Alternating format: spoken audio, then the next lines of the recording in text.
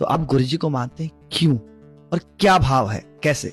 हुआ यह था कि मेरे एक दोस्त थे, वो गुरुजी को बहुत मानते थे। मैंने नाम बहुत सुना था गुरुजी के बारे में, और गाड़ियों के पीछे एक स्टिकर लगा होता है, जय गुरुजी गुरुजी। तो मुझे लगता था कि पता नहीं कौन है यार, बड़ा स्टिकर चलता है ये। और मैं उससे पहले मैं किसी गुरु को नहीं मानता था। तो मेरे दोस्त ने बोला कि यार उनके पास ना एक पिलो था, एक तकिया था, उनके ऊपर गुरुजी की फोटो थी। तो मैंने बोला यार इनको मैंने कहीं देखा है, और कौन है? तो उन्होंने बोला गुरुजी। मैंने बोला अच्छा वो जो उनके स्टिकर होते? कहते हैं हाँ। तो मैंने पूछा फिर ये कौन है, क्या है, कल्चर क्या है, मतलब पूरा उनके बारे में जाना। तो मेरे साथ गुरुजी का जुड़ना जो हुआ वो इसी तरीके से, यहीं से शुरुआत होगी। उसने बोला कि मैं ज्यादा नहीं बताऊंगा, तो फील कर। मैंने बोला फील कर, मैं समझा नहीं। यार तू समझ जाएगा। मैंने बोला चलो ठीक है। और उस टाइम पे मैं शो कर रहा था जयपुर में, तो मैंने बोला कि यार मुझे ना लाइफ में गुरु की जरूरत है, क्योंकि कई बार आप भटक जाते हो चीजों से। आप बैठना चाहते हो, किसी से 1 to 1 होना चाहते हो। हम भगवान की पूजा करते हैं, लेकिन भगवान से पहले भी एक गुरु आता है जो भगवान तक ले जाता है ना।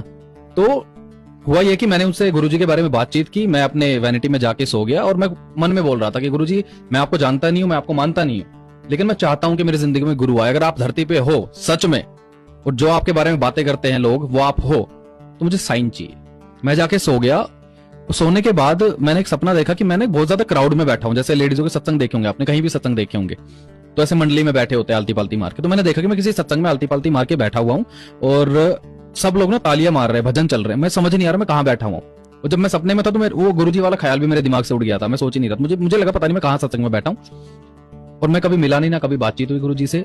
एकदम से सारा क्राउड बोलते हैं आगे आगे गुरुजी आगे, गुरुजी आगे। मैंने पलट के देखा, सफेद चोले में एक इंसान, जो गुरुजी की जो तस्वीर देखी हूबहू वही शक्ल का इंसान, अपनी धोती जो चोला पहना हुआ, तो उसको एक हाथ से पकड़ते हुए चलते हुए आ रहे हैं, और मेरी तरफ देख के कहते हैं आ गया, यही देखना था तुझे, चल बैठ। और गुजर गए।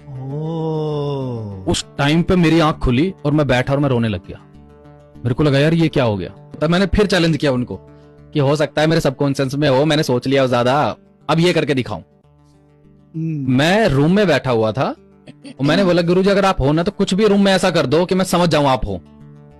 आप यकीन नहीं करोगे, गुरुजी की कसम खा के कह रहा हूं कि इतना बोलने के बाद ही मेरी जो सामने ट्यूबलाइट लगी थी वो फ्लिकर करने लगी बहुत जोर से, जब जब जब जब जब जब।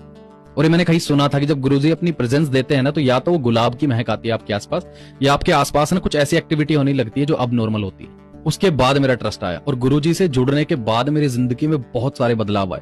मैंने पिछले पॉडकास्ट में बताया था हमारे घर में आग लग गई थी, सब कुछ खत्म हो गया था, पूरे मंदिर राख हो गया था, पूरा रूम राख हो गया था। और उस पूरे रूम को राख होने के बावजूद रूम में कोई चीज वो सेफ थी, तो सिर्फ गुरुजी की तस्वीर थी जो हमारे बेड के ऊपर थी।